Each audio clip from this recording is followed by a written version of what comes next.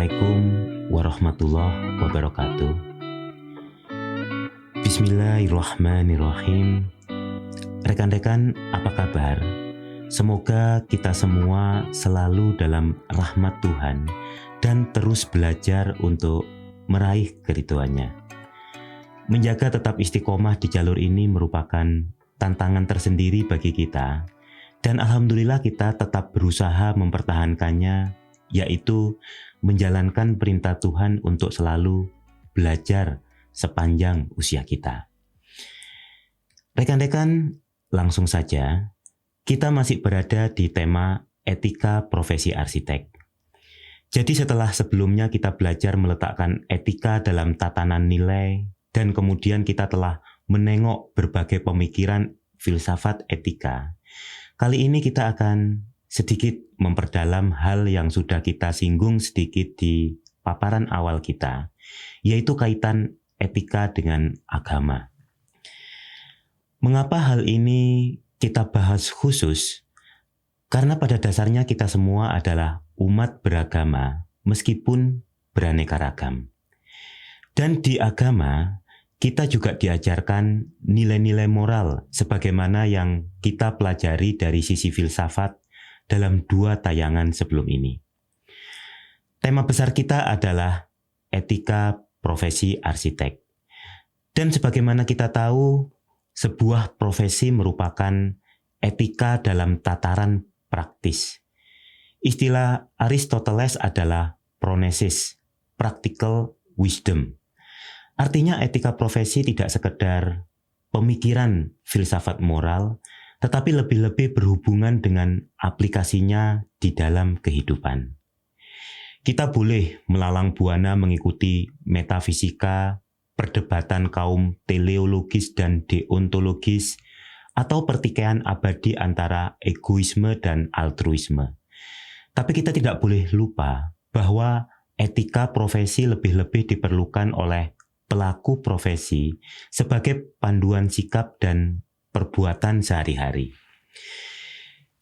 Dan bila kita amati sekitar kita, ada pedoman moral yang dominan dan sangat kuat dipegang oleh masyarakat, yaitu agama. Dan kita harus akui ajaran moral agama lebih efektif dalam mengatur tingkah laku orang, khususnya penganutnya, dibanding dengan pedoman etika profesi. Baik. Tapi paling tidak, kita sekarang tahu bahwa ada 2 instrumen, agama dan etika, sebagai panduan moral bagi masyarakat, atau bila dalam konteks kita berarti panduan moral bagi arsitek. Karena memiliki irisan itu, maka lantas bagaimana konstelasi hubungan etika dan agama? Itulah yang akan kita kaji dalam tayangan kita ini. Rekan-rekan sekalian, filsafat etika dan agama memiliki kesamaan dalam hal kedua-duanya mengajarkan mana yang baik dan mana yang buruk. Tapi kita juga tahu agama dan etika juga memiliki perbedaan, yakni berbeda pada sumber nilainya, dorongan perbuatannya, dan konsekuensi dari sebuah tindakan. Filsafat etika tentu saja berasal dari olah akal budi manusia. Manusia pergi ke ranah metafisika untuk menjemput metaetik dan menuangkannya dalam beragam landasan moral tindakan etis. Sifatnya logis, argumentatif, sesuai dengan dasar filsafat yang melandasinya. Sedangkan tuntunan moral agama berasal dari Tuhan. Sifatnya mutlak dan mengikat. Karena sumber yang berbeda itu, maka dorongan untuk berbuatnya pun juga berbeda.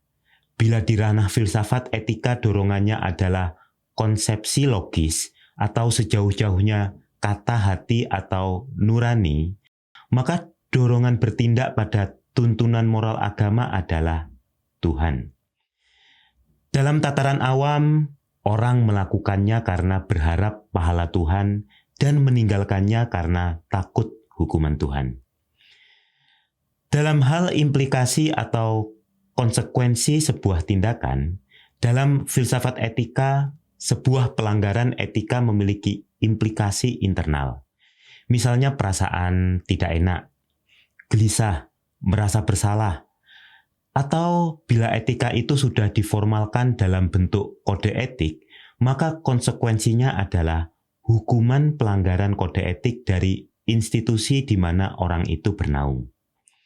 Seperti kita di arsitek, maka kita nanti akan dihadapkan pada Dewan Kode Etik atau Dewan Kehormatan dan bisa memperoleh sanksi organisasi. Berbeda dengan moral agama, seperti yang sudah disebutkan di atas, konsekuensi dari perbuatan atau pelanggaran moral agama adalah pahala dan dosa. Dalam hal masyarakat religius seperti Indonesia, seperti sudah saya singgung di depan tadi, maka dorongan dari aturan moral agama jauh lebih kuat dibandingkan filsafat etika atau bahkan kode etik sekalipun. Orang bisa dengan mudah mengabaikan aturan etika dalam masyarakat, apalagi bila tidak diketahui orang lain. Lain halnya dengan agama. Di sini Tuhan sendiri sebagai penjaga. Tuhan yang maha tahu sekaligus maha kuasa. Tidak ada tindakan manusia yang tidak Dia ketahui, bahkan bila itu disembunyikan di relung hati yang paling dalam. Tuhan tetap akan mengetahui. Maka dengan begitu Tuhan memiliki kewibawaan yang dibutuhkan untuk memaksa orang melakukan kebaikan. Demikian juga bila kebaikan hendak dilakukan, walau masih belum terjadi dan berupa niat di dalam hati pun, Tuhan akan tetap mengetahuinya. Dan itu tetap berharga di mata Tuhan. Orang akan disiplin membayar zakat fitrah setiap Idul Fitri walau tidak ada polisi yang mengawasi. Tapi orang akan berusaha tidak membayar pajak walau ada ancaman pidana di dalamnya. Nah, dengan posisi demikian, maka sebetulnya agama memiliki potensi besar untuk memperbaiki kualitas moral masyarakat. Tapi di sisi lain, kita juga sadar agama tidak bisa digunakan sebagai panduan kode etik. Rekan-rekan pasti juga bisa menduga kenapa. Ya, kembali lagi bahwa kode etik merupakan kesepakatan dalam sebuah komunitas di tengah keragaman, termasuk keragaman agama. Maka tidak bisa kita mendasarkan pada ajaran agama, karena ajaran agama satu dengan yang lain berbeda. Maka pada tayangan ini sebetulnya kita ingin mengajak rekan-rekan terjun dalam pergulatan ini, yaitu bagaimana memanfaatkan potensi besar pada agama untuk terciptanya sebuah kehidupan profesi yang lebih mulia. Itu intinya. Kita tahu etika profesi penting. Kita tahu kode etik harus ditegakkan. Tapi bagaimana caranya? Dengan sekedar ceramah etika, membuat panduan etik dan tata laku yang detail, atau dengan mengikuti penataran kode etik? Saya yakin rekan-rekan sependapat dengan saya bahwa itu jauh panggang dari api. Tidak pernah ada seorang yang masuk ruang penataran dan keluar ruangan menjadi orang yang berbeda. Tidak. Anda bisa mencoba memasukkan pelaku asusila ke sebuah seminar motivasi yang termahal. Pernahkah kemudian dia akan menjadi orang yang bermoral? Nyatanya semua instansi pemerintah dan perusahaan terkemuka sudah menjalani berbagai pelatihan motivasi yang mentereng itu, yang mewah itu. Tapi segala praktek korupsi masih demikian membahana di negeri kita. Penataran kode etik tidak cukup untuk menanamkan ajaran moral kepada pelaku profesi. Maka kita melihat peluang agama di sini. Kita menyadari bahwa agama yang kita anut beragam antara satu dengan yang lain. Ada perbedaan antara Buddha, Hindu, Kristen, Katolik, Konghucu, maupun Islam. Tapi coba kita telaah lebih jauh. ketika sudah naik ke ranah etis, biasanya perbedaan ini memudar dan sampai pada ajaran moral yang kurang lebih senafas. Misalnya, secara normatif semua agama mengajarkan kejujuran. Semua agama mengajarkan sikap rendah hati. Semua agama mengajarkan kita membantu sesama. Nilai-nilai etis itu ada di semua agama. Dan yang paling penting, semua agama mengajarkan bahwa manusia wajib berbuat kebaikan dan bahwa semua perbuatan harus dipertanggungjawabkan kelak. Memang bila menyinggung terkait tanggung jawab ini, seolah ajaran moral agama lebih dekat pada deontologis. Ingat ya rekan-rekan tayangan sebelumnya, deontologis adalah pandangan filsafat etika yang berdasarkan rasa tanggung jawab dari dalam hati nurani, sehingga tindakan itu wajib dilakukan. Bila kita lihat tuntunan moral agama-agama, seolah tuntunan moral agama lebih dekat kepada faham deontologis. Karena seolah ajaran moral merupakan kewajiban yang hakiki. Tapi bila kita lihat ajaran agama secara lebih mendalam dan meluas, maka sesungguhnya ajaran moral agama tidak hanya bersumber pada kewajiban. Agama juga mengajarkan pentingnya dasar niatan dari sebuah perbuatan. Kalau di Islam, Anda pasti sudah akrab dengan diktum innamal a'malu binniyah. Semua tindakan tergantung pada niatnya, tergantung maksud, tergantung hasil yang ingin dicapai. Anda membangun tempat ibadah, tapi lahan yang Anda pakai adalah hasil penggusuran kaum yang lemah. Maka perbuatan baik Anda bisa jadi akan menjadi perbuatan yang kurang baik. Dengan demikian maka ada unsur teleologis juga di sini. Perbuatan baik yaitu membuat tempat ibadah yang hasilnya ternyata tidak baik. Maka ini juga dihindari dalam ajaran moral agama. Di samping itu, ajaran moral agama kadang juga situasional.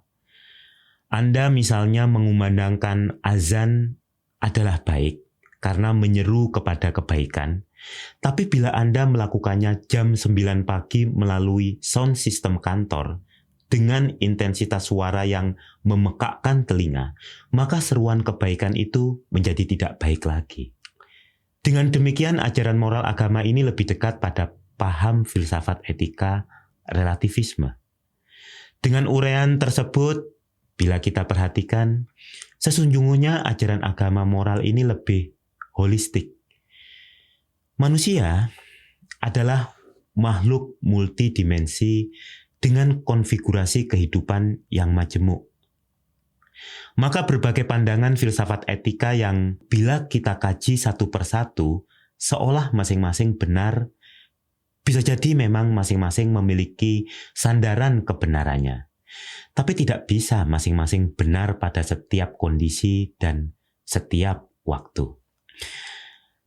Apabila demikian, apakah ajaran moral agama menganut filsafat etika relativisme? Tidak juga. Karena kelemahan relativisme adalah seolah segala sesuatu nisbi, tidak pasti, dan setiap tindakan selalu harus dinilai satu persatu. Tidak demikian. Ajaran moral agama jelas, tetapi butuh ilmu dan kebijaksanaan untuk menjalankannya secara tepat. Penjelasannya begini. Pertama, memang adanya tuntunan moral yang baku. Mencuri dilarang, kejujuran dianjurkan, orang didorong untuk sedekah, membantu yang lebih lemah. Itu semua adalah ajaran standar agama. Tapi tidak berhenti di situ, ada tahapan-tahapan kualitas yang bisa dicapai untuk membuat manusia lebih baik, atau istilah agama lebih mulia, ahsanul taqwim. Tahapan-tahapan itu misalnya, Anda memberi sedekah pada fakir miskin di tahap syariat itu adalah baik. Tapi bila Anda ingin naik kelas, maka Anda perlu membenahi niat ketika Anda memberi sedekah itu. Apakah itu karena Tuhan atau karena Anda ingin dipuji orang? Itu tahapan yang lebih tinggi dari syariat. Tapi ada tahapan berikutnya lagi, yaitu Anda memberi sedekah tanpa mempertimbangkan apakah itu diketahui orang atau tidak. Karena Anda sudah mencapai keikhlasan yang tinggi, Anda berbuat saja. Tidak mempertimbangkan apakah itu mendapat pahala surga atau tidak. Konsentrasi Anda sudah bukan surga neraka. Anda tidak lagi pada tatanan syariat, tetapi naik ke hakikat, bahkan kemudian makrifat. Suatu kualitas ruhani yang tinggi dan mulia. Bila sudah sampai pada makom itu, mestinya etika seseorang sudah dalam taraf yang baik.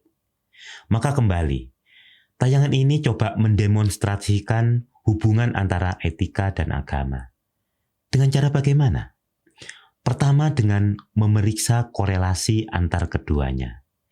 Setelah itu berikutnya dengan melihat potensi agama sebagai pendorong tegaknya etika, sekaligus cara bagaimana mencapainya. Secara sederhana, sebetulnya bila orang dalam tuntunan agama, urusan etika secara umum sudah selesai. Karena agama datang untuk menyempurnakan moral manusia, atau dalam bahasa agama menyempurnakan akhlak manusia. Akhlak ini berasal dari bahasa Arab al-khuluq yang artinya tabiat, watak, budi pekerti, jadi sama dengan etika dan moral. Nah, seperti saya sampaikan tadi, agama datang untuk menyempurnakan akhlak, membuat manusia menjadi makhluk yang mulia. Bila akhlak sudah baik, maka manusia akan menjalankan kehidupannya di segala segi dengan baik, termasuk dalam hal berprofesi. Karena agama memiliki sifat holistik tadi, mengatur segala segi kehidupan manusia. Dan untuk mencapai derajat moral yang tinggi, agama memiliki sistem penggemblengan yang lebih mumpuni daripada institusi kode etik. Bila organisasi seperti IAI, AIA, atau bahkan UIA di tingkat dunia hanya membuat semacam kuis atau menyelenggarakan seminar, penataran, kelas intensif, dan diskusi mendalam, agama menanamkan moral dengan cara yang lebih lengkap, holistik. Maksudnya lengkap dan menyeluruh. Ajaran melalui teks kitab suci ada. Di sana antara lain juga terdapat ajaran etik. Disajikan cerita-cerita yang mengajarkan kemuliaan akhlak. Kemudian dituntun ritual yang mendorong orang lebih bermoral. Misalnya kita diperintah berpuasa untuk mengajarkan rendah hati dan berlatih mengendalikan diri. Kita tahu bahwa pengendalian penting dan salah satu unsur etika keutamaan Aristoteles. Hal itu di agama dilatih dengan cara diantaranya berpuasa. Hal lain Anda di agama juga diajarkan nilai etis murah hati dengan cara ajaran sedekah, zakat, dan infak. Anda diajarkan disiplin dan tepat waktu dengan adanya jadwal waktu-waktu sholat misalnya. Atau adanya jadwal ibadah minggu di gereja bagi kaum Nasrani, atau jadwal misa, jadwal patigeni di ibadah nyepi, dan seterusnya. Intinya, ada ritual ibadah yang mengajarkan penghormatan pada waktu. Rekan-rekan dapat meneruskan sendiri uraian saya terkait berbagai tuntunan agama untuk menanamkan moral pada pemeluknya. Intinya agama memiliki kelebihan karena tuntunan moral dilakukan secara intensif, menyeluruh, berulang sepanjang waktu, sepanjang usia. Dengan demikian ajaran moral yang hendak ditanamkan dapat lebih tertancap, terpelihara, dan meningkat dari waktu ke waktu. Bayangkan bedanya dengan institusi kita, misalnya IAI, di mana penataran kode etik hanya dilakukan sekali selama menjadi arsitek. Tentunya dampaknya sangat kurang untuk penanaman ajaran moral. Dengan demikian, seolah kode etik yang kita susun di IAI hanya merupakan seperangkat aturan untuk menyelesaikan kasus etika bila ada pelanggaran oleh arsitek anggotanya. Bukan merupakan tuntunan dan ajaran agar arsitek Indonesia merupakan manusia-manusia yang mulia. Padahal Aristoteles sendiri berkata, etika keutamaan tidak cukup sekedar diketahui saja. Bapak filsafat itu menambahkan bahwa etika harus dilatih dan dikerjakan atau dicari jalan lain untuk menjadikan kita menjadi manusia-manusia yang utama. Menarik bila Aristoteles berkata soal jalan lain itu, seolah pengakuan dari sang filsuf bahwa untuk menumbuhkan keutamaan moral tidak cukup dari filsafat etika saja. Nah, dari sini kita menemukan jembatan untuk menuju solusi yang ditawarkan agama. Di dalam agama, akhlak memang perlu selalu dilatih. Ibnu Maskawih, beliau ulama dari abad 11, menekankan pentingnya pendidikan untuk membentuk moral yang baik. Dan itu harus dimulai dari masa kanak-kanak. Menurut beliau, ini adalah periode yang penting karena merupakan mata rantai jiwa hewan dan jiwa manusia. Ulama yang lain, Imam Al-Ghazali, mendukung pandangan ini bahwa untuk menanamkan moral harus dimulai dengan pengetahuan tentang jiwa, kekuatan dan sifat-sifatnya. Maka dengan demikian, membentuk moral yang baik dimulai dengan mengubah jiwa menjadi bentuk yang baik dengan cara pembersihan hati untuk penjernihan jiwa. Dengan metode itu maka moral tidak lagi menjadi pengetahuan, tetapi moral adalah kondisi jiwa yang mantap. Moral adalah kebiasaan jiwa yang tetap, sehingga tindakan yang keluar dari manusia spontan baik, tanpa perlu memikirkannya. Jadi dalam agama, penanaman ajaran moral dilakukan dengan pengetahuan, latihan, pembiasaan setiap hari sepanjang hidup. Bahkan tidak cukup itu, tetapi proses pensucian jiwa sehingga pencapaian derajat makhluk yang mulia lebih mungkin untuk dicapai. Tentu itu semua bukan bandingan dengan penataran kode etik yang dimiliki institusi profesi. Bila sudah demikian, apakah etika profesi masih tetap diperlukan? Rekan-rekan, tentu saja etika profesi masih diperlukan. Kita menelaah dan melakukan komparasi dengan ajaran agama dengan tujuan agar kita bisa memperbaiki bagaimana caranya agar penanaman etika profesi bagi arsitek Indonesia lebih baik. Tentu saja bukan untuk mengatakan bahwa etika profesi atau kode etik arsitek tidak berguna. Walau sudah ada agama, kode etik tetap diperlukan. Mengapa? Karena kembali pada diktum di awal tadi, bahwa agama beragam, sedangkan kita memerlukan pegangan moral profesi yang disepakati bersama. Dan untuk itu, perlu etika profesi. Di samping itu, etika profesi memiliki sandaran filsafat yang mana itu juga bisa dimanfaatkan untuk menafsirkan tuntunan agama. Rekan-rekan pasti juga sadar, walau mengatur seluruh kehidupan manusia, agama juga menyisahkan banyak hal untuk diputuskan oleh manusia sendiri. Misalnya perbuatan mana yang lebih utama dibanding dengan perbuatan yang lain. Misalnya Anda sedang merancang sebuah bangunan hotel di sebuah lahan yang terbatas. Secara peraturan di lahan tersebut Anda diperbolehkan untuk memakai jarak bebas samping 0.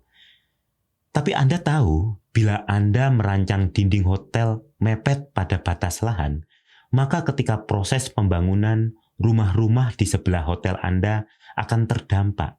Misalnya dinding retak, atau malah mengalami longsor, atau penurunan lantai mereka ambles.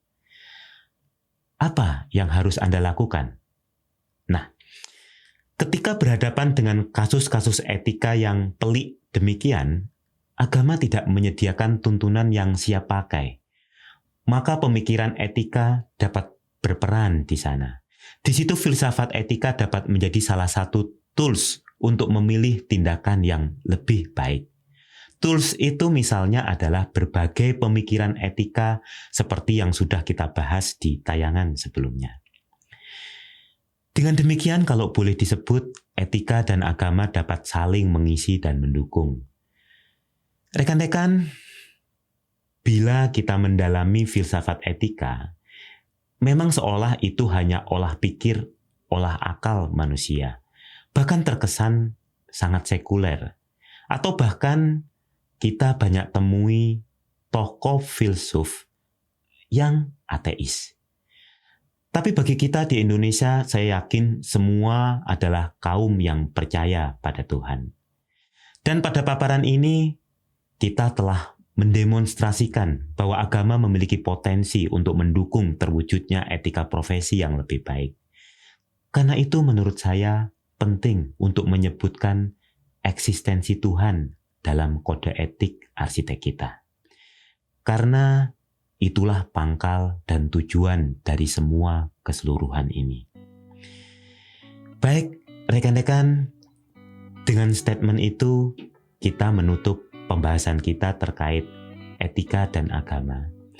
Semoga tayangan ini membuat kita, saya dan Anda, memperoleh hidayah dari Tuhan, karena kita sudah berusaha, berikhtiar untuk mencari hidayah itu di ceruk-ceruk ilmu yang sedang kita diskusikan. Kembali saya titip salam untuk Anda dan orang-orang terkasih Anda. Demikian. Wassalamualaikum warahmatullahi wabarakatuh.